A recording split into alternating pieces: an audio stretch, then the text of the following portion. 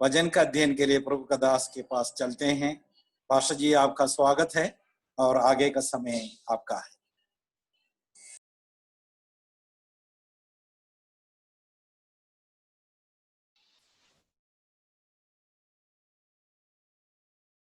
परमेश्वर पिता का धन्यवाद होवे जिसने अपने पुत्र के द्वारा हमसे बेहद प्यार किया है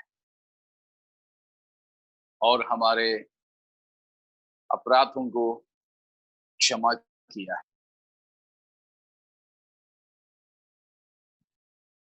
हम सबके लिए अपने आप को क्रूस पर बलिदान करने वाला हमारे प्रभु यीशु मसीह के नाम से आप तमाम परमेश्वर के सेवकों और प्रभु के लोगों को जय मसीह की। आज सप्ताह के आखिरी दिन सुबह प्रभु की उपस्थिति में हमको परमेश्वर ने दाखिल किया। परमेश्वर का जय जयकार होवे। आइए हम मिलकर प्रभु के वचन में प्रवेश करेंगे। हम कल आखिरी में यह देखा कि परमेश्वर के साथ हमारे अनंतकालीन जीवन वह हम कहाँ बिताएंगे। तो स्वर्ग सनातन है क्या? हम उस सवाल से आगे पिछले कुछ दिनों से मनन कर रहे थे। तो हमने पाया कि स्वर्ग सनातन नहीं है। भले ही आनंद हो, शायद हो सकता है कि आनंद हो, लेकिन सनातन नहीं है, क्योंकि उसका एक शुरुआत है। सनातन केवल वो ही है जिसकी न शुरुआत न जिसकी अंत, वो केवल हमारे परमेश्वर ही है। उसमें आगे चलते हुए हमने कल देखा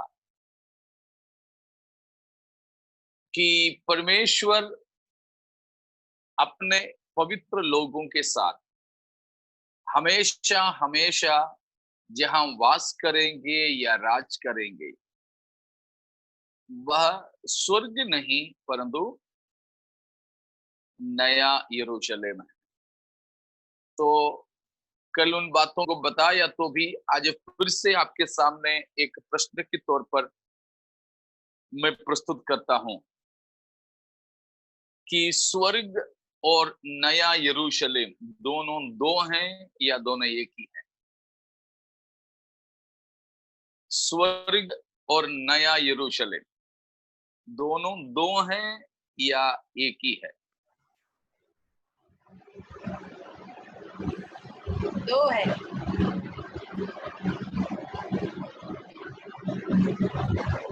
ठीक है, बाकी कोई मत नहीं है?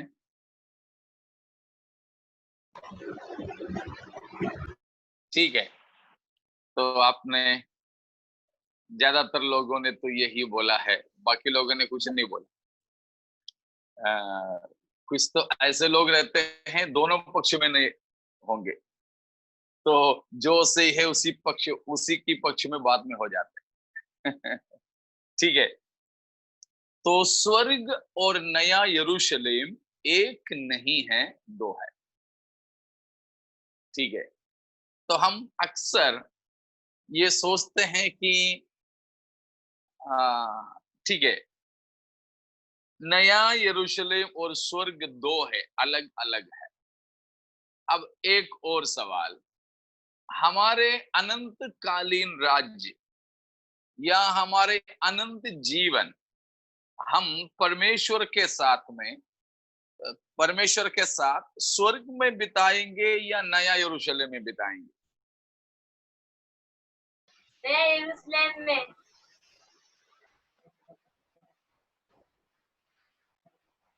ठीक है,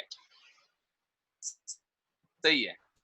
तो हमारे ये दोनों बात याद रखना है, लेकिन अक्सर हम इसमें मैंने देखा कि बहुत से लोगों के लिए इसका निश्चय नहीं। स्वर्ग और नया यरूशलेम को एक ही समझने वाले हैं, इसीलिए स्वर्ग में ही हम अनंतकालीन जीवन बिताएंगे, यह सोचने वाले हैं।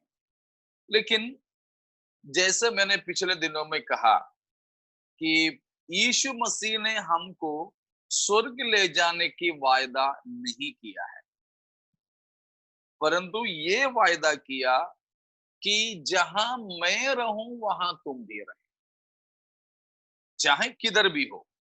ठीक है, तो वो कहां है यीशु मसीह ने नहीं बताया। हाँ, इतना जरूर बताया, हमारे लिए जो जगह तैयार करने के लिए यीशु मसीह गया वो पिता के भवन में है बताया। तो मेरे पिता के भवन में बहुत से निवास स्थान है, नहीं होता तो मैं तुम्हें बता देता। पढ़ लीजिएगा यूहन्ना 14 का 1, 2, 3। यूहन्ना 14, 1 से। तुम्हारा मन व्याकुल न हो, परमेश्वर पर विश्वास रखो और मुझ पर भी विश्वास रखो। मेरे पिता के घर में बहुत से रहने के स्थान है, यदि ना होते तो मैं तुमसे कह देता, क्योंकि मैं तुम्हारे लिए जगह तैयार करने जाता हूँ। और तो यदि मैं रुकिए बेटा, यहाँ पर बताया है कि मेरे पिता के घर में बहुत से निवास स्थान या रहने के स्थान, यदि ना होते तो मैं तुमसे कह देता, क्योंकि मैं तुम्हारे लिए जगह तैयार करने को जाता हूं। तो पिता के घर में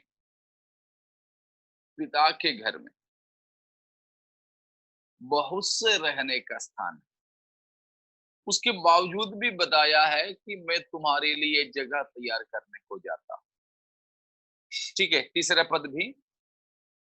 और यदि मैं जाकर तुम्हारे लिए जगह तैयार करूं तो फिर आकर तुम्हें अपने यहाँ ले जाऊंगा, कि जहां मैं रहूं वहां तुम भी वास करो।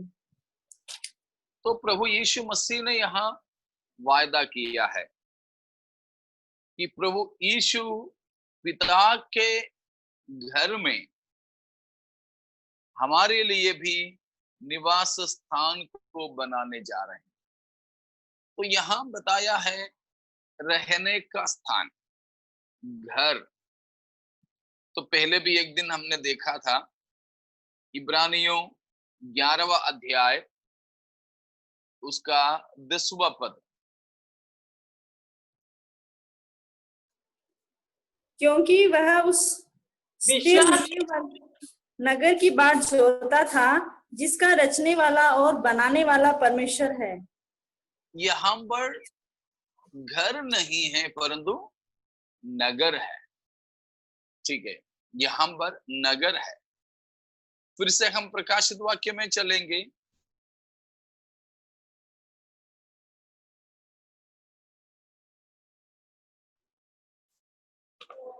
प्रकाशित वाक्य 21वां अध्याय में उसका दूसरा पद। फिर मैंने पवित्र नगर नए यरूशलेम को स्वर्ग से परमेश्वर के पास से उतरते देखा। इधर भी हम नगर को देख रहे हैं। ठीक है, पवित्र नगर, पवित्र नगर।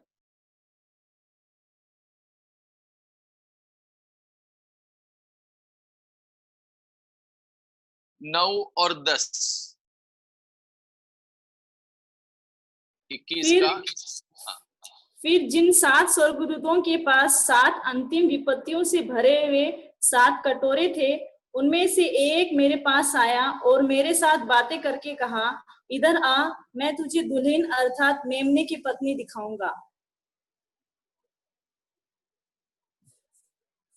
9, 10 भी।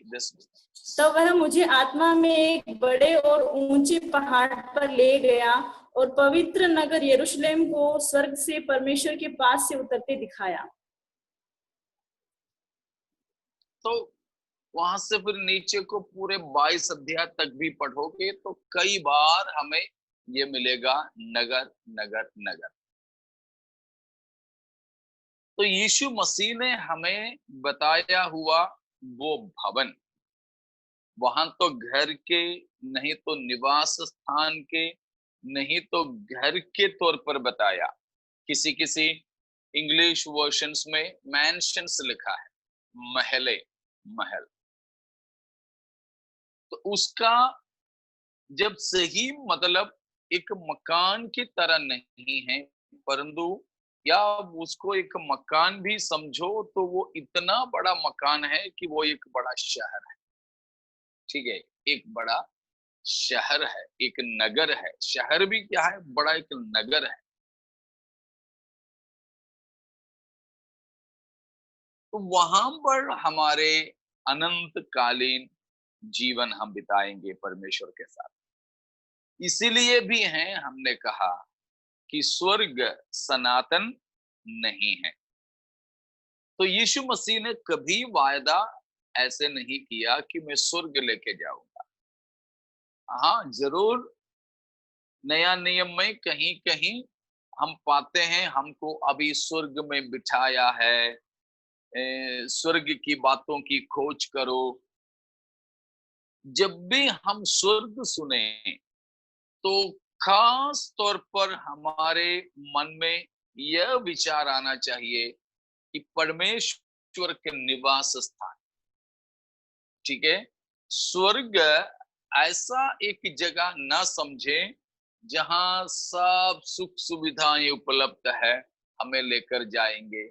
लेकिन स्वर्ग को हम ऐसे समझें कि वो परमेश्वर का रहने के स्थान है। और हम स्वर्ग जाएंगे, हम बोले भी तो मतलब ये होना चाहिए कि परमेश्वर जहां रहे वहां हम भी रहें। तो परमेश्वर की उपस्थिति है सबसे खास बात।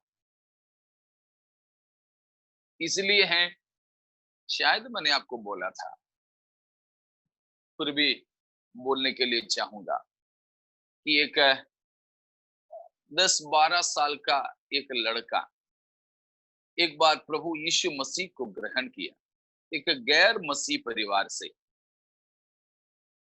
उसके सब घर वाले उसकी विरोध करने लगे। बहुत विरोध के सामना करता हुआ भी वो विश्वास में बना रहा। आखिरी में वो बहुत बीमार था। वो बीमार होके मरणहार स्थिति में पहुंचा। तब भी वो यीशु मसीह पर के विश्वास के वजह से दवा भी लेना नहीं चाहा। तो उसके घर वाले सब आकर बहुत धमकियां दिया, लालच दिया। इन दोनों में वो बच्चा नहीं फंसा। तो आखिरी में उसके कोई खास रिश्तेदार ने पूछा, बेटा तू ऐसे यीशु मसीह पर विश्वास करके मर जाएगा तो क्या फायदा, तेरा ये छोटा सा उम्र है। बोला कि मैं स्वर्ग जाऊंगा ना, तो मुझे उससे बढ़कर के क्या बात है। तो उसके मामा को गुस्सा आया, पूछा तेरा स्वर्ग में कौन रखा है, हम लोग सब तो यही हैं। बोला आप सब तो यही हैं, लेकिन स्वर्ग में तो मेरा प्रभु यीशु मसीह है। लेकिन वो चतुर मामा जी ने बोला कि बेटा तू ये सोच के जा रहा कि तेरा यीशु मसीह स्वर्ग में है, तू वहां मर के पहुंच जाएगा और तेरा यीशु वहां नहीं दिखे तो तू क्या करेगा। और तू ढूंढते ढूंढते में फिर यीशु को तेरा तू पाएगा नीचे नरक में, तो क्या फायदा। तू तो स्वर्ग में, तेरा यीशु तो नरक में है, क्या फायदा। तेरा इधर का भी जीवन नहीं हुआ, उधर का भी नहीं हुआ, क्या फायदा हो गया। तो वो बच्चा मरणहार स्थिति में था तो भी हंस करके बोला, मामू अगर मैं स्वर्ग पहुंचूंगा, यीशु मसीह तो मिलेंगे उधर। अगर मानो आपने जैसे कहा नहीं मिलेगा, परंतु यीशु मसीह नीचे नरक में मिलेगा, तो मुझे कोई परवाह नहीं। मैं तो वहां से जस्ट मेक ए जंप, मैं तो बिल्कुल ऐसे कूदूंगा कि एक ही उड़ी मारते हुए मैं वहां पहुंच जाऊं जहां यीशु मसीह है। मुझे स्वर्ग से नरक से मतलब नहीं, जहां मेरा यीशु रहे बस उसी से मतलब है। और यीशु मसीह नरक में भी पहुंच जाए तो नरक भी स्वर्ग बन जाएगा। क्योंकि ये है सबसे खास बात, हम स्वर्ग रूपी एक जगह की खोज में नहीं रहे। इसलिए मैं बार बार बोलता हूं कि स्वर्ग की लालच में ना रहिए और स्वर्ग से हम संतुष्ट भी ना हुए, परंतु हमको स्वर्ग नरक से नहीं है मतलब, लेकिन खास तो हमारे मतलब ये है जहां हमारे प्रभु हैं वहां हमें प्रभु के साथ रहना है। प्रेज़ गॉड, ये चाहिए।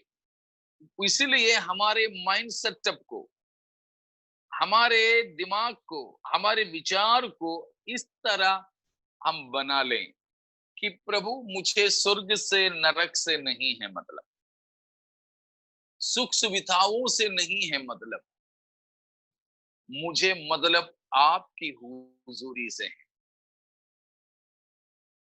हम भी तो बच्चे थे, अभी हमें भी बच्चे हैं, ठीक है। तो मैं तो केरल में पला बड़ा हूं, पढ़ाई सब कुछ मेरा वहीं हुआ है, सेवकाई तो उत्तर भारत में हो रहा है। तो केरल के स्कूल के बारे में तो आपको मालूम है, सुबह 10 बजे से शाम को 4 बजे तक है, और फ्राइडे के दिन में, शुक्रवार के दिन में 4:30 बजे तक। तो सवेरे कुछ खा के जाते हैं तो लड़कपन में है, खेलना कूदना ये भी सब है। दोपहर को स्कूल तो हमारे पास में ही था, तो घर में जाके खाना खाते, फिर भी भूख के मारे दौड़ कर आते। शाम को भी तो उसी प्रकार 4 बजे या 4:30 बजे स्कूल बंद होने के बाद में स्कूल के बाजू में ही ट्यूशन सेंटर है, वहां जाके पढ़ाई करके 6 बजे 7:30 बजे घर आते हैं। तो हम खाने के कुछ उम्मीद करते हुए आते हैं, और खाने से बढ़कर घर आते आते हम ढूंढते मम्मी किधर है, मम्मी कहाँ है। मुझे अभी भी याद है, मेरा 10वीं के बाद में था शायद, या 10वीं के समय में था, कि मेरी मम्मी कुछ दिन के लिए, मेरी दीदी आंध्र प्रदेश में थी, उनकी वहां चली गई थी। घर में भैया भाभी सब है, मम्मी की तरह ही मेरा देखभाल करने वाली मेरी भाभी थी। लेकिन मुझे अभी भी है, अभी भी याद है वो फीलिंग, वो एहसास अभी भी होता है। मम्मी के बिना 1 हफ्ता या 2 हफ्ता कुछ जो रहा, मुझे अभी भी, मैं वर्णन नहीं कर पाता, ऐसा दर्द दुख मेरे अंदर था। बाकी सब कुछ घर में मिल रहा है, सब कुछ ठीक है, लेकिन मम्मी की उपस्थिति नहीं थी। तो एक बच्चा की तरह स्कूल से जब आते हैं तो घर आते, हम बच्चे के लिए खाने पीने खेलने का सब सुख सुविधा बना करके रखते हैं, लेकिन पापा मम्मी वहां नहीं रहते, पापा मम्मी वहां नहीं रहते, और कहीं हैं, मानो अस्पताल में है, भर्ती हुई है।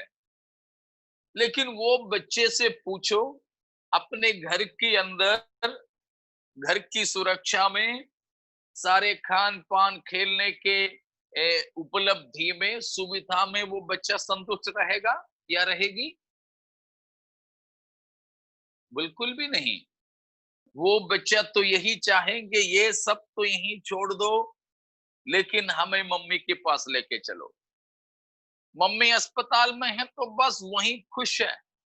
घर का पूरे आजादी नहीं, एक पलंग का, शायद 6x3 का एक पलंग में बच्चा संतुष्ट है, मम्मी मिल जाए तो। लेकिन 600 1000 स्क्वायर फीट का घर में बिना मम्मी के वो बच्चा संतुष्ट नहीं है। खाने पीने का, खेलने का, सब कुछ दे दो, मोबाइल दे दो, कंप्यूटर दे दो, टीवी दे दो, लेकिन मम्मी के बिना वो बच्चा संतुष्ट नहीं। बस इसी प्रकार जरा सोच लो कि हमारे परमेश्वर के साथ आनंद जीवन बिताना ही सबसे खास बात है, सबसे खास। अभी भी पवित्र लोग परमेश्वर के पास जाना संसार की जीवन से भी शारीरिक मृत्यु प्राप्त करने के लिए चाहते हैं। जैसे पौलुस, क्या पौलुस ने यह कहा कि मेरे लिए मर जाना तो अच्छी बात है, लाभ की बात है, क्योंकि मैं कूच करके स्वर्ग में जा करके रहूं। फिर क्या कहा? मेरे लिए जीना मसीह और मरना लाभ है। अब कूच करके मैं कहाँ जाऊं? मसीह के पास। मसीह के पास। बहुत बढ़िया। तो फिलिपियों 1 का 21, 22, 23 है जो मैंने बताया, ठीक है ना? फिलिपियों 1 का 21 से 23 तक की वचन है। वहां पौलुस ने कहा, कूच करके मैं मसीह के पास जा रहा हूं। ये नहीं कहा कि मैं कूच करके स्वर्ग जा रहा हूं, ठीक है ना? तो कूच करके कहां जाना? 23वां वचन, क्योंकि मैं दोनों के बीच अधर्म में लटका हूं। कहा है 23, जी तो चाहता है कि कूच करके मसीह के पास जा रहा हूं, क्योंकि वो बहुत ही अच्छा है। कूच करने का यहां मतलब हो गया कि शारीरिक मृत्यु को प्राप्त करके मसीह के पास जा रहा हूं। तो प्यारो, इसलिए मैंने पहले एक दिन कहा था, अभी भी मरने वाले पवित्र लोग सीधे सीधे कहां जाते हैं? मसीह के पास। शारीरिक मृत्यु के द्वारा हम लोग पहुंचते हैं मसीह के पास में। ये तो सबसे बड़े आनंद की और उत्तम बात है। आनंद जीवन में भी यही है। तो वो आनंद जीवन जो हम बिताएंगे, वो स्वर्ग अभी हम जो कहने वाले जगह पर नहीं है, परंतु नया यरूशलेम में है। क्योंकि उसको कहां से उतरते हुए यूहन्ना ने देखा? स्वर्ग से उतरते हुए देखा। तो स्वर्ग से वो उतर रहा है, तो वो स्वर्ग नहीं है। नहीं तो यूहन्ना ये बोलता, मैंने तो स्वर्ग को उतरते हुए देखा। यूहन्ना ने स्वर्ग को उतरते हुए नहीं देखा, स्वर्ग से उतरते हुए देखा। तो उसका फर्क वहां पर बहुत ही साफ है, ठीक है? तो वो पवित्र नगर, फिर क्या मतलब है? प्रभु यीशु मसीह ने जो कहा, मैं तुम्हारे लिए घर बनाने जाता हूं, रहने के स्थान बनाने जाता हूं, उसका कहने का मतलब यहूदी संस्कृति के अनुसार उन्हें समझा रहा था। आपने ध्यान दिया होगा, कल भी मैंने कहा था प्रभु यीशु मसीह कलीसिया को लेने आने के बारे में, कि यीशु मसीह की बारात आने वाली। बस एक गांव खेड़े के अनपढ़ व्यक्ति को भी अगर बारात आने वाली है बता दें, तो वो बात अच्छे से समझ लेंगे। इसीलिए उत्तर भारतीय लोगों से जब बात करता हूं, तो मसीह की बारात आने वाला है कहने से एक ही वाक्य में हमारे बात उन तक पहुंच जाते हैं। उसी तरह प्रभु यीशु मसीह यहूदियों से बात कर रहा था। यीशु मसीह के चेले सब यहूदी लोग थे, इसीलिए उनसे बात करते समय यीशु मसीह ने इन बातों का इस्तेमाल किया, क्योंकि यहूदियों के शादी का विशेष 3 हिस्से होते थे। पहला हिस्सा था बिट्रोथल यानी मंगनी,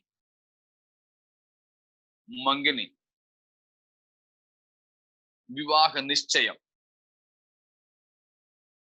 वो तो हमारे मंगनी की जैसे नहीं था, हमारी मंगनी तो मामूली है, उसके बाद में भी अगर चाहिए तो बस हमको नहीं चाहिए मना कर सकते, उसमें कोई वैद्य या कानूनी बंधन नहीं है। लेकिन यहूदियों के बीच में मंगनी का मतलब लगभग शादी है, बस इतना था कि वे एक साथ रहने नहीं देते थे। लेकिन मंगनी के बाद में अगर शादी से मुकरना है तो डिवोर्स, तलाक जरूरी था। मरियम और यूसुफ के रिश्ते के बारे में हम पढ़ते हैं, उनकी मंगनी ही तो हो चुके थे, लेकिन जब यूसुफ ने देखा कि मरियम गर्भवती हुई है, उनके शादी या एक साथ वे आने से पहले, तो उसने चुपचाप से क्या करने लगा,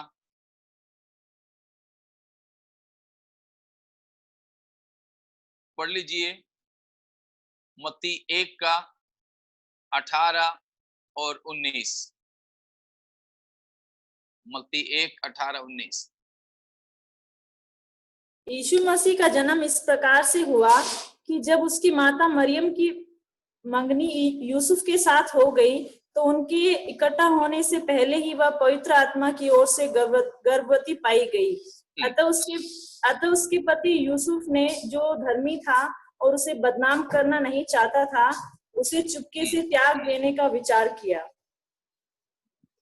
देखा, तो उनकी मंगनी ही हो चुके थे, वे एक साथ आने से पहले मरियम गर्भवती हुई जानकर यूसुफ उसे क्या करना चाहता था, त्याग देने की मनसा किया था, त्याग देने, तलाक देने के लिए चाहता था। इसका मतलब मंगनी इतनी मजबूत थी कि मंगनी से अगर छुटकारा पाना है तो तलाक ही एकमात्र सुविधा थी। ठीक है, तो यहूदियों के शादी का 3 हिस्से में पहला है ये मंगनी, जो शादी के लगभग बराबर उतना ही मजबूत है।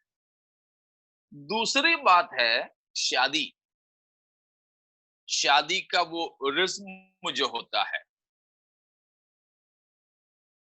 मंगनी के बाद लड़का चला जाता है अपने बाप के घर,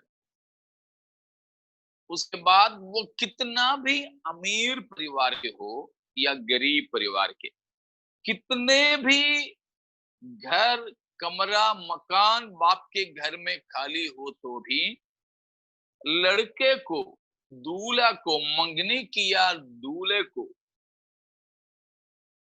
शादी करके अपनी पत्नी को लाकर रहने का जगह खुद होकर तैयार करना था, खुद होकर तैयार करना था। इसीलिए मंगनी के बाद शादी के बारे में ये कहना होता था कि जब रहने का स्थान पापा के घर में तैयार हो जाएगा, तब मैं आकर तुझसे शादी करूं। यहूदियों का एक विधि था वो शादी का। जब तक लड़के को अपने पापा के घर पे पत्नी को लेकर रहने के अपना कमरा तैयार नहीं होता, अपना निवास स्थान, रहने की पत्नी को रखने का स्थान लड़का स्वयं तैयार नहीं करता, तब तक शादी नहीं होता था। चाहे कितना भी वो लंबा हो। उसमें दूसरी एक और बात माने जाते हैं कि जब लड़का इस प्रकार सब तैयार करता, उसके बाद में वो पापा को बोलता, पापा आई एम रेडी नाउ, मैं अभी शादी करने लायक हूं, मैं तैयार हूं, अभी मंगनी तो हो चुका पहले से, मैं शादी के लिए तैयार हूं बोलने का मतलब हो गया कि दुल्हन को रखने की जगह पूरा पूरा मैंने सजाया है, तैयार किया है। उसके बाद पापा जी आकर के देखता है, इंस्पेक्शन करता है, आके उसका जांच पड़ताल करता है, और पापा देखता है कि सब ठीक ठाक है, और पापा देखता है कि मेरा बेटा अभी एक लड़की को साथ में रखने लायक हो गया है। तब पापा कहता, ठीक है बेटा, तो तुम जाके उसको लेके आ जाओ। इसी मतलब में है प्रभु यीशु मसीह से जब चेलों ने पूछे थे कि आपके आगमन के समय कब है, तो मसीह ने क्या कहा? मसीह ने क्या कहा था? यह बात सिर्फ पिता को पता है, ये जानना तुम्हारे वश का। पुत्र भी इस बात को नहीं जानते, पुत्र भी ये बात को नहीं जानते। इसीलिए उसमें से लेके कुछ लोग सोचते हैं, अरे यीशु मसीह परमेश्वर है बोलते हैं, लेकिन खुद की बात उनको नहीं मालूम था बोलते हैं। नहीं प्यारों, इसीलिए बाइबल का इतिहास और पृष्ठभूमि को पढ़ना जरूरी है। तो प्रभु यीशु मसीह ने उनसे ये कहा कि पुत्र भी नहीं जानता ये कब होगा। उसका मतलब इसी यहूदियों की शादी की पृष्ठभूमि से लगा हुआ है। ये दोनों बात उसमें समझना। यीशु मसीह ने यूहन्ना 14 में बताया हुआ बात भी, और मत्ती 24, मरकुस 13, लूका का 21 और प्रेरितों के काम पहला अध्याय के 5 और 6 और 5, 6, 7 इन पदों में बताए हुए बातें हमें इस पृष्ठभूमि में लेना चाहिए कि यहूदियों के शादी का जो विधि वो ऐसे होता था कि जब तक पिता उसके बनाए हुए, बेटा ने बनाया हुआ घर को, मकान को, कमरे को देखकर उसे अनुमति नहीं देता, तब तक लड़का भी नहीं जानता है कि मेरा शादी कब होगा। मतलब उसमें एक सही पारिवारिक रिश्ते की बात है। उल्टा सीधा चलने वाले बदमाशों के लिए तो ये मायना नहीं रखता है, ठीक है। तो अभी भी हमारे समाज में भी तो ऐसे हैं, बदमाशी करने वालों के लिए तो पापा मम्मी की क्या परवाह है, वो सीटी मारते हैं, चले जाते हैं, ऑटो में बिठाते हैं, बाइक में बिठाते हैं, चलते हैं। बाइक भी रेलवे स्टेशन में छोड़ते हैं, ट्रेन में बैठ के कहीं चले जाते हैं, लापता हो जाते हैं, तो शायद लाश ही मिलते हैं। यही तो हमारे समाज में भी होता है। लेकिन उस प्रकार के एक लावारिश परिवार के बारे में नहीं, एक सही पारिवारिक मूल्यों को रखकर जिंदगी बिताने वाले परिवार की बात, कि ऐसे परिवारों में लड़का भी नहीं जानता था कि उसका शादी कब होगा, पापा ही जानता था। पापा देखता, और पापा को जब लगे कि हाँ अब मेरा बेटा उस लायक हो गया, सब तैयार हो गया, जाओ शादी करो, तो लड़का अपने साथियों को लेकर जाना, बारातियों को लेकर जाना, शादी करके लाना, ये था दूसरी बात। उसी तरह प्रभु यीशु मसीह ने कहा कि यहूदी बाप बेटे की रिश्ते में चेलों को समझाया यीशु मसीह ने कि मैं जाता हूं, मैं जाता हूं, तुम कौन है मेरा, तुम कौन है मेरा, मेरे दुल्हन है, तुम तो मेरी दुल्हन है। नया नियम के अंदर हम उस प्रकार पढ़ते हैं। कुरिन्थियों के लिए पौलुस ने लिखा हुआ दूसरा पत्रिका 11वां अध्याय उसका दूसरा पद, दूसरा कुरिन्थियों 11:2। क्योंकि मैं तुम्हारे विषय में ईश्वरीय धुन लगाए रहता हूँ, इसीलिए कि मैंने एक ही पुरुष से तुम्हारी बात लगाई है कि तुम्हें पवित्र कुंवारी के समान मसीह को सौंप दूं। तो पौलुस कहता है कि तुमको मैंने एक पवित्र कुंवारी की नाई मसीह को सौंपने के हेतु यीशु मसीह रूपी एक ही पुरुष से तुम्हारी बात लगाई है। तो I have espoused you to one husband. एक ही पुरुष की पत्नी होने के लिए मैंने तुम्हारी बात कराया है। तो कलीसिया मसीह के दुल्हन है। वही बात हम इफिसियों 5 अध्याय की 25 से क्या है 22 से लेकर की पदों में भी पढ़ते हैं। पढ़ना नहीं अभी, शादियों में तो अपन अक्सर पढ़ते हैं इसको।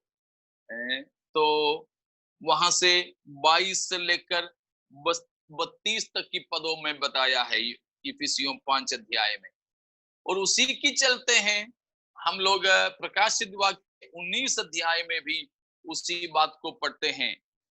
प्रकाशित वाक्य 19 अध्याय उसका 7वां पद।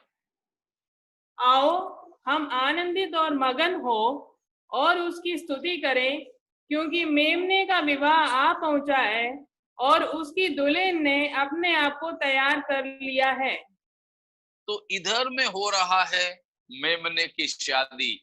यहां मालूम है मेमना कौन है? प्रभु यीशु मसीह और उसकी दुल्हन कलीसिया। तो वह पद में भी पढ़ते हैं हम 9। तब स्वर्गदूत ने मुझसे कहा, यह लिख कि धन्य वे हैं जो मेमने के विवाह के भोज में बुलाए गए हैं। फिर उसने मुझसे कहा, ये वचन परमेश्वर के सत्य वचन है। तो 7, 8, 9 पदों में हम इस प्रकार पढ़ रहे हैं मेमने की ब्याह आ चुका है। तो इन हर जगहों पर हम क्या देखते हैं? इसके साथ में हमने 21 अध्याय में भी पढ़े थे, उसका दूसरा पद में भी 9-10 में भी, कि कलीसिया मसीह के दुल्हन है। दहेज में क्या दिया यीशु मसीह ने? दहेज में तो हमने मसीह को तो नहीं दिया कुछ, है ना? हमने तो कुछ नहीं दिया। किसी समाज में ही है कि लड़की वाले लड़के वाले को दहेज देते हैं, बाकी सब समाजों में लड़के लड़कियों को देते हैं दहेज। लेकिन उत्तर भारतीय गांवों में तो अभी भी ऐसा प्रचलन है कि लड़की को खरीद लेते हैं। वो दहेज भी नहीं है, खरीद रहे हैं, बैल भैंस को जैसे खरीदते वैसे। राजस्थान के गांवों में अभी भी है, मुझे मालूम। न्यूज़ भी पढ़ने को मिलता है अभी भी। हरियाणा में ऐसे होता है। तो वो नहीं, लेकिन बाकी समाजों में जो है, या बाकी समाजों में ऐसे हैं कि लड़के वाले लड़की वाले को दहेज देते हैं। बाइबल में भी ऐसे था। इब्राहिम की बेटा इसहाक की शादी में भी तो एलियाजर ने रेबेका के घर में माँ बाप को, इन सबको कपड़ा, सोना, चांदी सब दिया। दहेज लड़के वाले देते थे। तो यीशु मसीह भी उसी संस्कृति में दहेज हमें देख करके हमें अपना लिया है। क्या दिया है दहेज में हमको? सोना चांदी कुछ मिला है? अपना लहू दिया है। अपना बहुमूल्य लहू, अपना बेशकीमती खून, अपना जान हमारे लिए दे दिया। अपना जान हमारे लिए देकर, हमें दहेज देकर हमको अपना लिया है मसीह ने।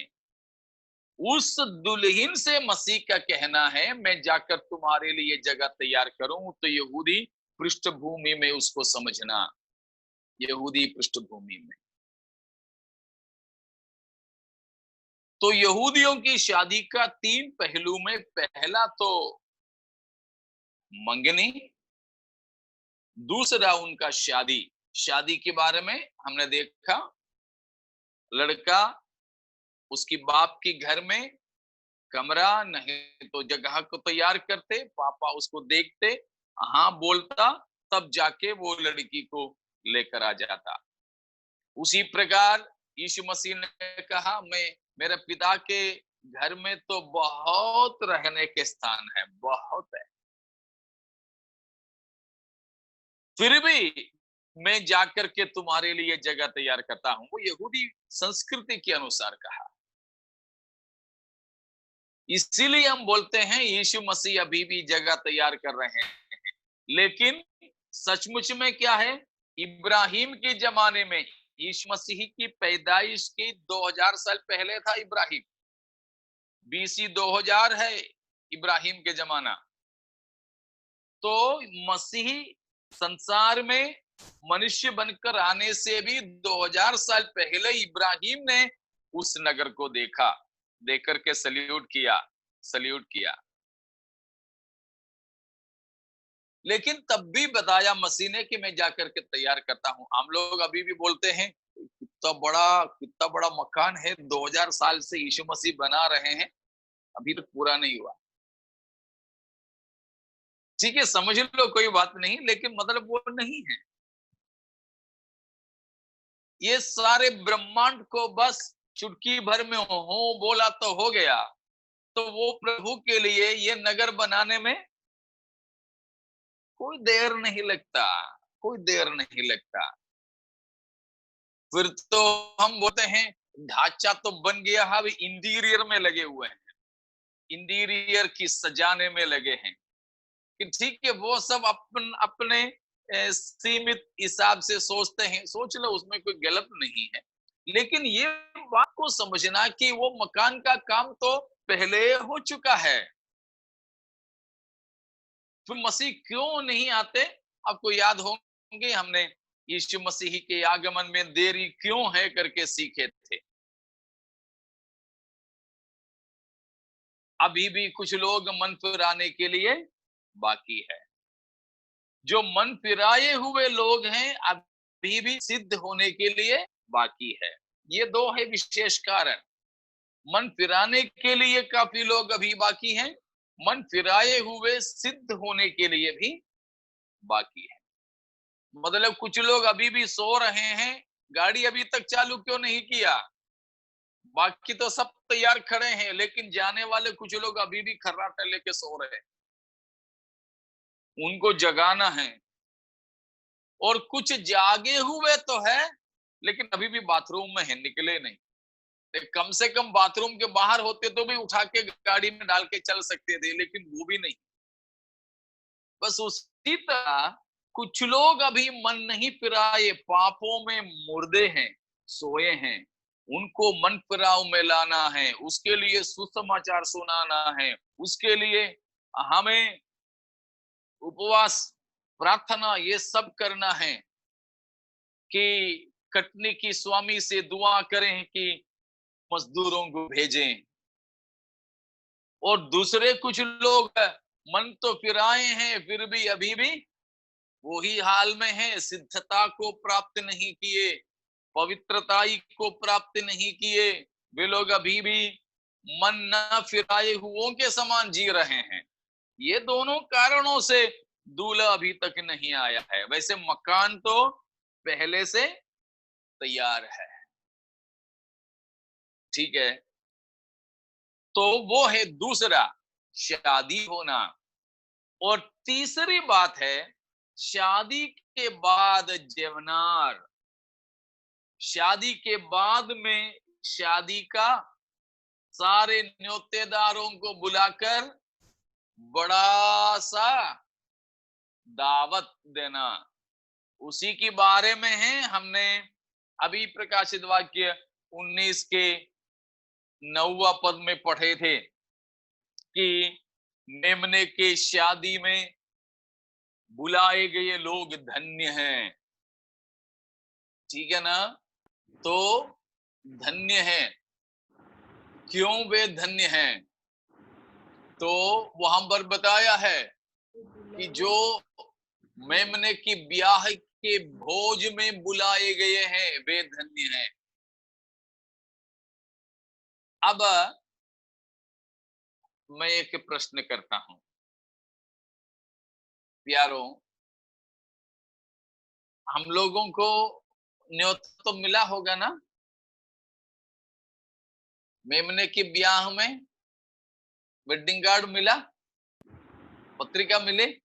मिला है? नहीं मिला। नहीं मिला? नहीं। मैंने बोला था एक दिन पहले, 1 या 2 बार मैंने बोला था, शादी के दिन में सबसे कम खाने वाला कौन है?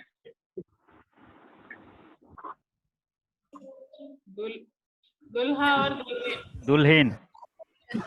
दूल्हा भी तो शायद खूब तो खाएगा, ज्यादातर लोग। हाँ, दुल्हन है सबसे कम खाने वाली, लेकिन कुछ तो दुल्हन खा लेती है, वो पता लगे, लेकिन आमतौर पर पहले पहले केरल में ऐसे होता था, शादी के समय जब कार्ड छपवाते थे, कार्ड भेजते थे पत्रिका, तो लड़का अपनी दुल्हन के नाम से एक कार्ड भेजता था और लड़की भी उसी प्रकार लड़के को न्योता देती थी।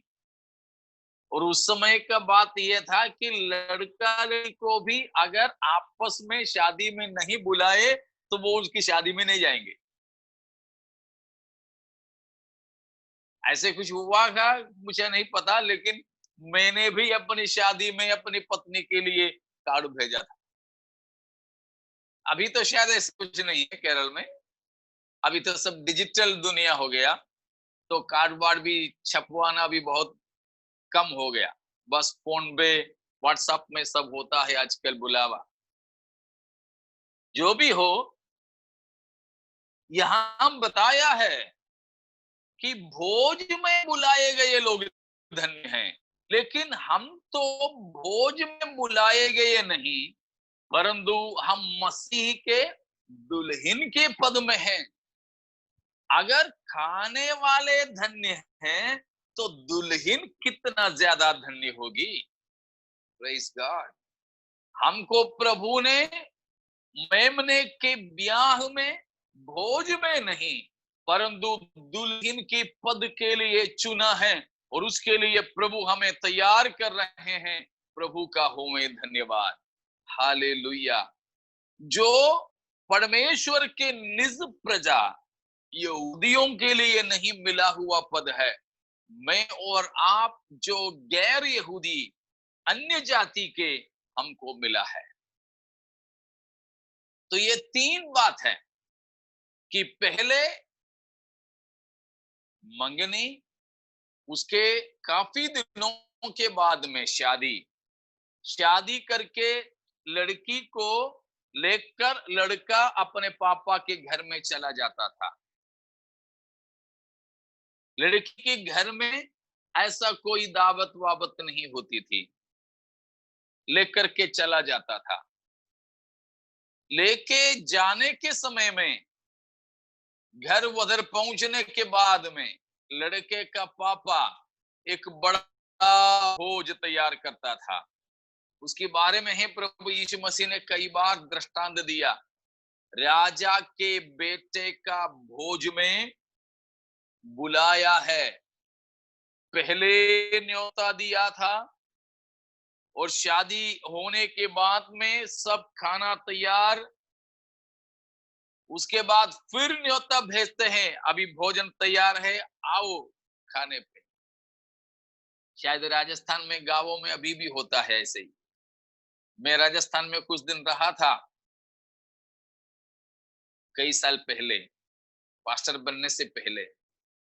तब तो मैंने ये देखा, गांव के किसी का शादी था तो उनके घर का नौकर, नाई है शायद, नाई, वो आकर के हमें न्योता दिया कि फलाने हमारे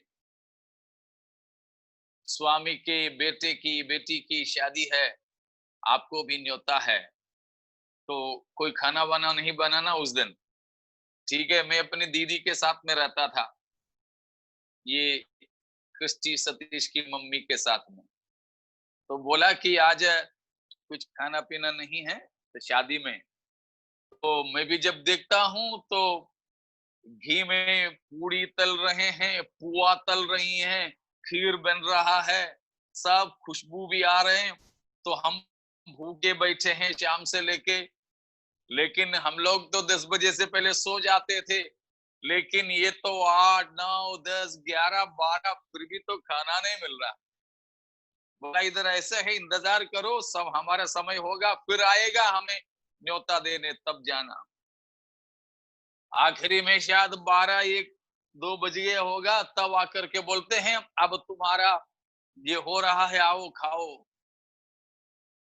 ठीक उसी प्रकार यीशु मसीह ने वो दृष्टांत बताया कि राजा की बेटे का भोज तैयार है, अब तुम आओ। तब है किसी ने बोला माफ करना, मैं तो शादी कर ली, अभी तो मैं नहीं आ सकता। दूसरा ने बोला अभी मैंने तो 2 बैल खरीदा है, देखने जाना है, खेत खरीदा है, उसमें काम करने देखने लिखा पड़ी। तब है परमेश्वर पिता ने कहा, वो किसके लिए? पहले न्योता दिए गए लोग कौन थे? वे कौन थे? यहूदियों के लिए बताया, इस्राएली यहूदी थे।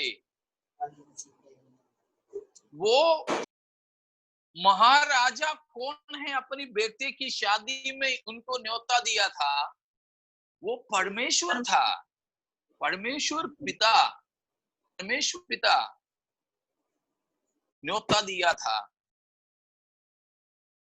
लेकिन इस्राएलिया जिनको न्योता मिला, इनवाइटेड थे, लेकिन जब भोज तैयार हुआ, शादी हो गया, इनको बुलाया तो ये लोग कोई नहीं आ सके।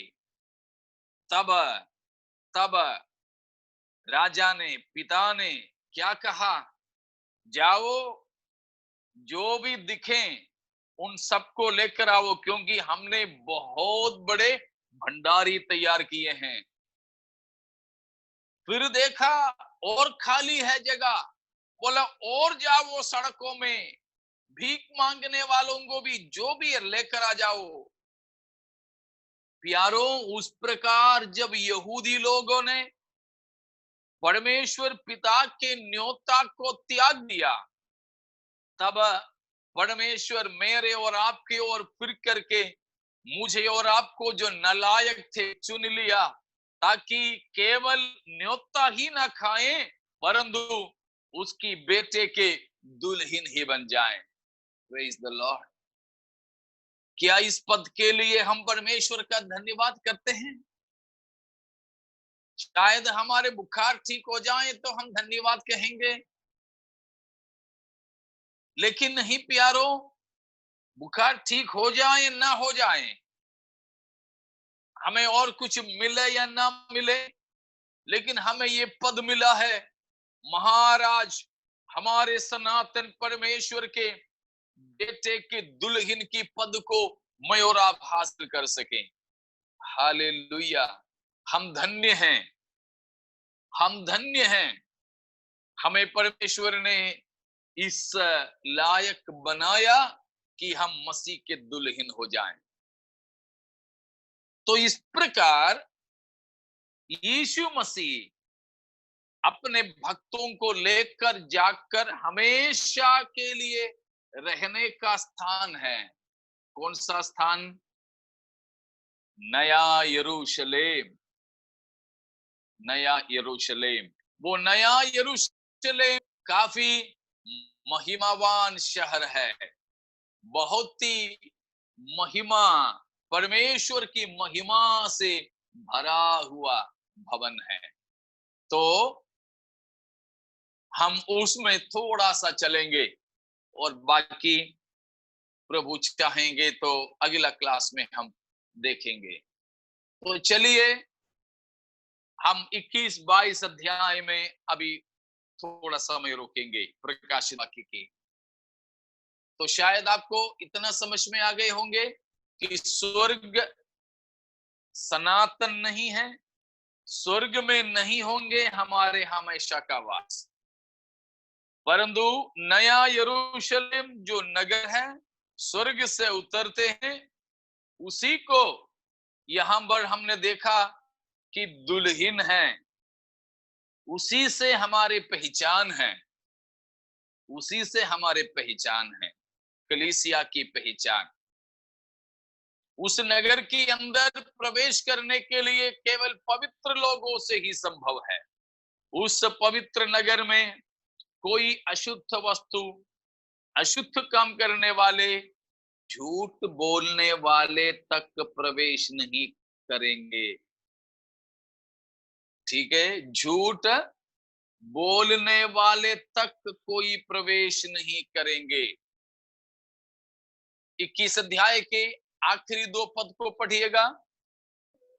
21 के आखिरी 2 पद। लोग जाति जाति के तेज और वैभव का सामान उसमें लाएंगे, परंतु उसमें कोई अपवित्र वस्तु या घृणित काम करने वाला या झूठ का गढ़ने वाला किसी रीति से प्रवेश ना करेगा, पर केवल वे लोग जिनके नाम मेमने के जीवन की पुस्तक में लिखे हैं। उस नगर में केवल वे ही प्रवेश करेंगे जो मेमने के जीवन की पुस्तक में नाम लिखे गए हैं। देखिए, उसमें कोई अपवित्र वस्तु या घृणित काम करने वाला या झूठ का गढ़ने वाला किसी रीति से प्रवेश नहीं करेगा। 22 का 14-15। धन्य वे हैं जो अपने वस्त्र धो लेते हैं, क्योंकि उन्हें जीवन के वृक्ष के पास आने का अधिकार मिलेगा, और वे फाटकों से होकर नगर में प्रवेश करेंगे। पर कुत्ते और टौन्हे और व्यभिचार और हत्यारे और मूर्ति पूजक और हर एक झूठ का चाहने वाला और गढ़ने वाला बाहर रहेगा। इधर भी उठा करके कहा, झूठ का चाहने वाला और गढ़ने वाला बाहर रहेगा। तो ये पवित्र नगर है, परमेश्वर का नगर है, परमेश्वर इसमें वास करता है, परमेश्वर के पवित्र लोग इसमें वास करेंगे। हम अपने आनंद जीवन इसी में बिताएंगे, आनंद सनातन परमेश्वर के साथ।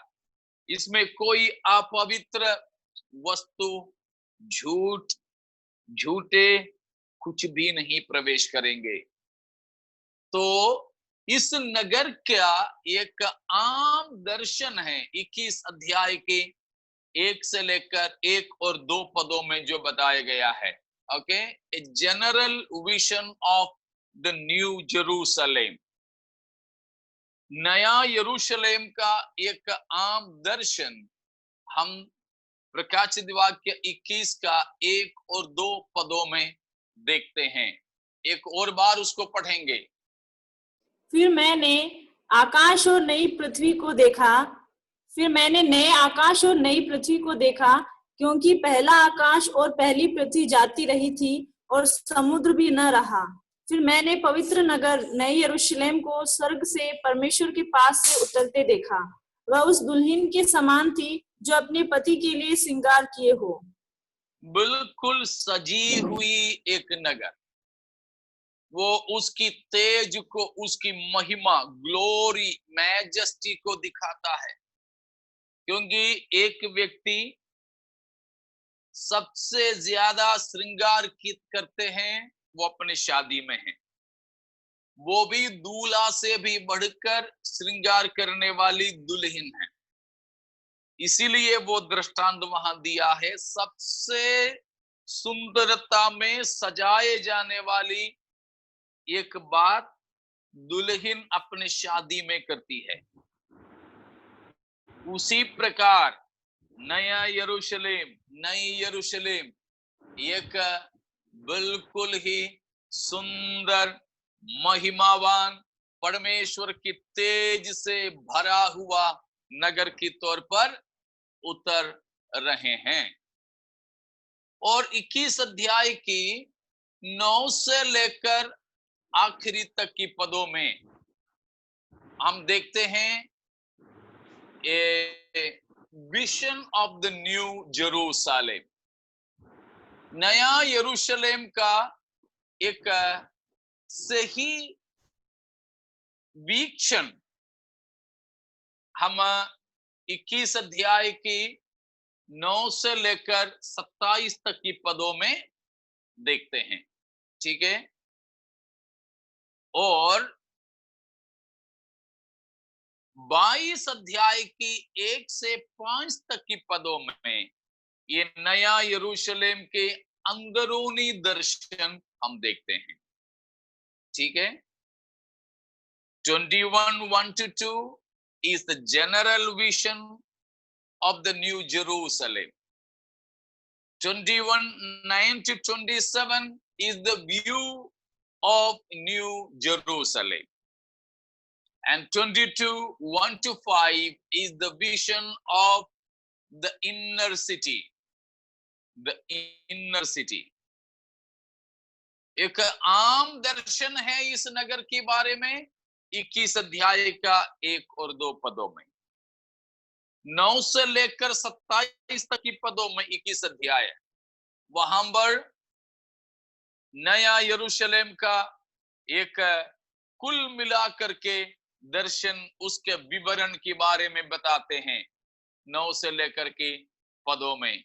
तो वहां किन किन चीजों से बने हुए हैं, उसके गुम्मट कितने हैं, कैसे हैं, फाटक कैसे हैं, ठीक है, दरवाजे, उसका सड़क, वो तो किन किन चीजों से, कैसे कैसे उसकी मूल्यवान अवस्था, इन सब का बयान किया है 9 से 27 तक की पदों में।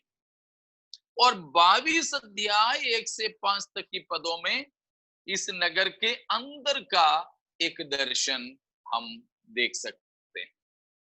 ठीक है, तो इस प्रकार हम पढ़ते हैं कि इसके दर्शन के लिए परमेश्वर ने यूहन्ना को अलग अलग जगहों पर लेकर के गया था।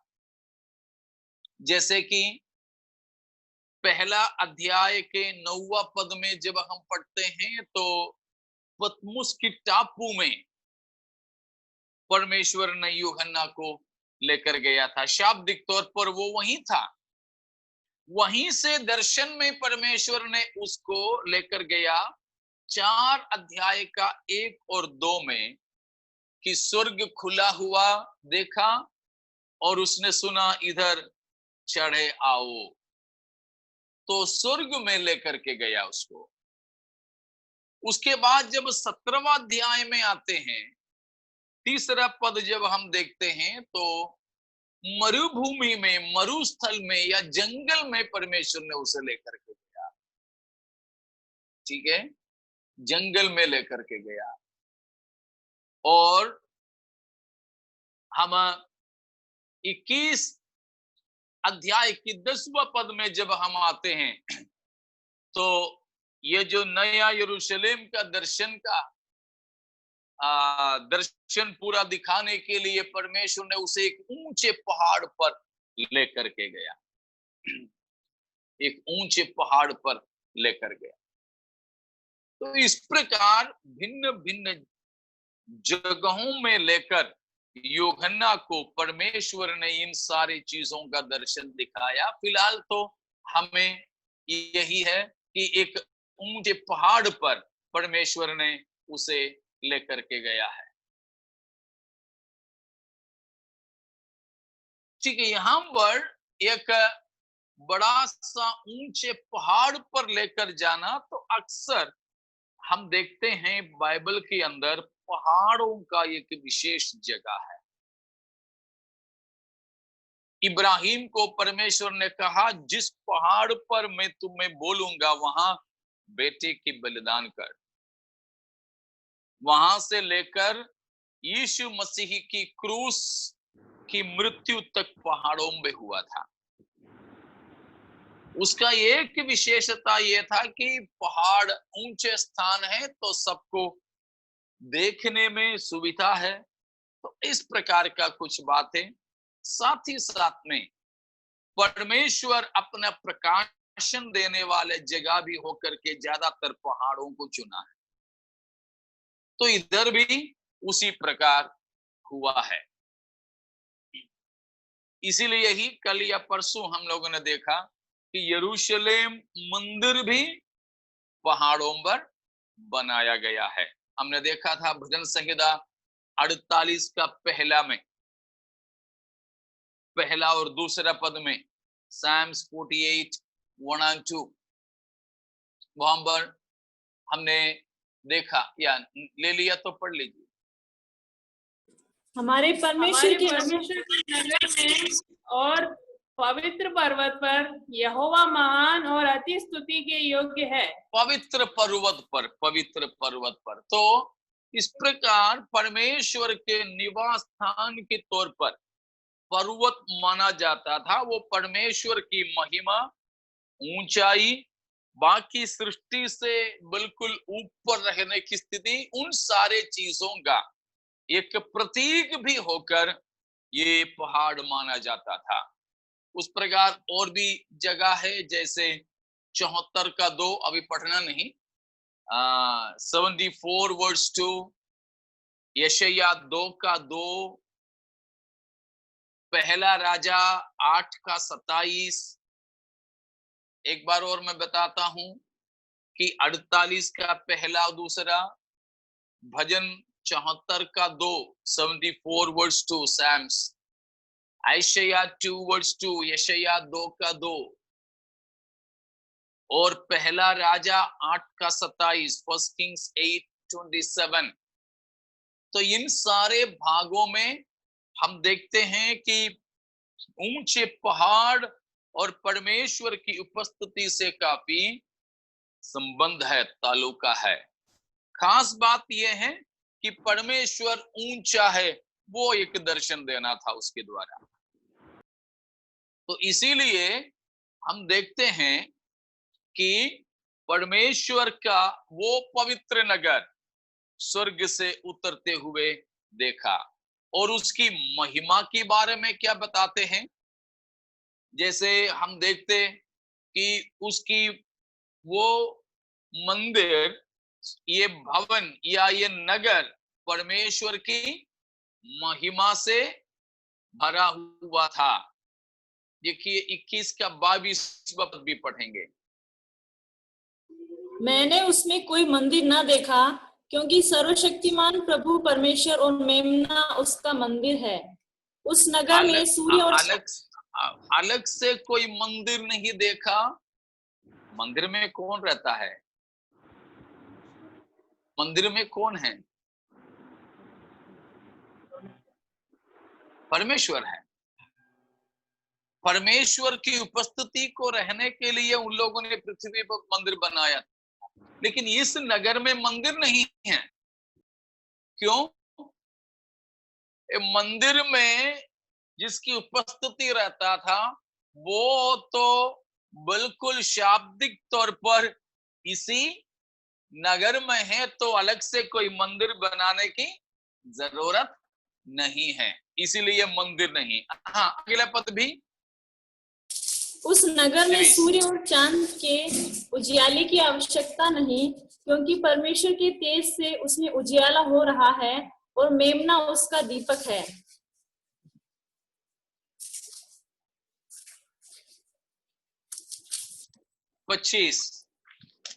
उसके फाटक दिन को कभी बंद ना हो, उसके फाटक दिन को कभी बंद ना होंगे और रात वहां न होगी। हम लोग गाने में तो गाते हैं ये सब ना, लेकिन सोचते हैं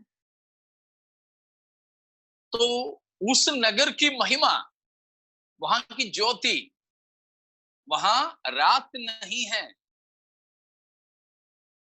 हैलोजन बल्ब जलता है उधर,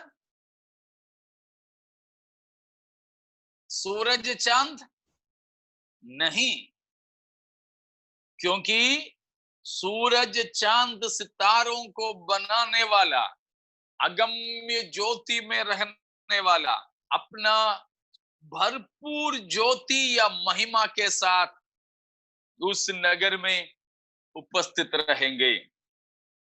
इसीलिए वहां सूरज चांद की जरूरत नहीं है, ठीक है। और परमेश्वर अकेला भी नहीं, परमेश्वर के महिमा के साथ में उसी के समान महिमा में पवित्र लोगों के भी उपस्थिति वहां होंगे। हालेलुया। इसलिए मैं अपने कल्पना में सोचता हूं कि जब परमेश्वर ने इन बातों के खुलासा किया, तभी सूरज चांद सितारे और पूरे सौर युद्ध के सारे ग्रह मिलकर एक आवेदन लिख के परमेश्वर को दे दिया। परमेश्वर, आपने हमको इतने सालों में ज्योति देने के लिए ठहराया, बहुत बहुत हम आभारी हैं आपके। लेकिन सुना है कि नया नगर बनाने जा रहे हैं आप, और वहां पर आप लोग स्वयं रहेंगे और करोड़ों अरबों पवित्र लोगों को भी आप लोग आपके ही समान ज्योतिर्मय बना करके वहां खड़ा करेंगे। तो हमको लगता है कि उस दुनिया में हमारी कोई जरूरत नहीं है। अगर आप हमको रखें भी तो हम शर्मिंदे हो जाएंगे, क्योंकि हम लोग तो उनके सामने कुछ नहीं है। इसीलिए नम्र निवेदन है कि जब आप उस दुनिया को शुरू करेंगे, उससे पहले हमको बिल्कुल आप डिसॉल्व कर देना, हमको खारिज कर देना, हमको नष्ट कर देना। परमेश्वर ने उनके आवेदन को अंगीकार कर लिया, बोला ठीक है, हमारा वो जमाना शुरू होने से पहले तुम लोगों को तो हम बिल्कुल ही मिटा देंगे, ताकि तुम्हारे क्या है, तुम शर्मिंदे नहीं हो। उस प्रकार उस नगर में सूरज चांद कुछ नहीं है, परंतु मेमना आप ही ज्योति बनकर परमेश्वर की महिमा से ये पवित्र नगर झलकते रहेंगे। तो हम भी वहां पर मसीही के समान महिमा को पाते हुए वहां ज्योति में तैरते चलेंगे और हमारे परमेश्वर की उपासना दिन और रात करते रहेंगे। तो उस बड़ी आशा में हम इस संसार की माया मोहों से बिल्कुल छुट्टी ले लें। हमें वो समय प्रभु के साथ में रहने को मिलेगा। उस नगर के बारे में और ज्यादा हम सीखेंगे प्रभु की आगमन में देरी है तो अगले दिन में। तब तक के लिए मैं विदा लेना चाहूंगा, इस बड़ी आशा में हमारे प्रभु के साथ उस पवित्र नगर में हमेशा हमेशा रहने की आशा करते हुए पवित्र जीवन बिताते रहें। परमेश्वर इन वचनों के द्वारा हमें आशा और आशीष देवे।